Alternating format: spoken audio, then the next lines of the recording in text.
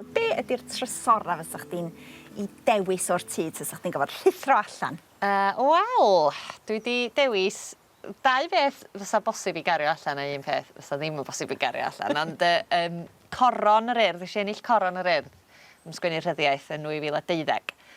A dwi'n meddwl hwnna o'dd y tro cynta i mi ga'l hyder go iawn mewn sgwennu creadigol a o hynny ymlaen nesh i fedru mynd ymlaen a bod y fardd plant Cymru a cyhoeddi. Dwi'n teimlo bo' hwnna 'di bod yn dipyn o drobwynt felly dwi'n meddwl byd o y goron a dwi'n meddwl byd o'r profiad a'r atgofion sgenno fi ar diwrnod yna.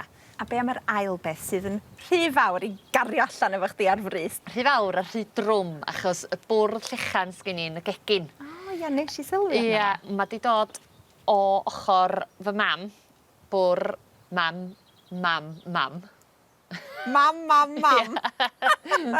Hen nain. Ia, hen nain i. Peth ola, y llyfr sgennych chdi fanna ia? Ie, wel, yn y briodas mi oedd y llyfr yma ar... Nes i benderfynu roed yr camera polaroid a gofyn wrth bobl na'n gyngor i fyw bywyd priodesol hapus a llwyddiannus ydyn. Ie, mae'r llyfr yma, dwi'n modd edrych yn ôl yn yma, achos mae pawb wedi tynnu llunia a di gosod y llunia yma drafflith bob man sam trefn o gwbl a di sgwennu rhyw bwt bach. A beth sy'n wych ydy, mae'r amball un 'di sgwennu rhywbeth hyfryd, mae'r amball un 'di sgwennu rhywbeth yn idiot, mae'r amball i lun fyny trwyn rhywun, mae'r amball i lun del iawn o rhywun yn y gymysgedd llwyr.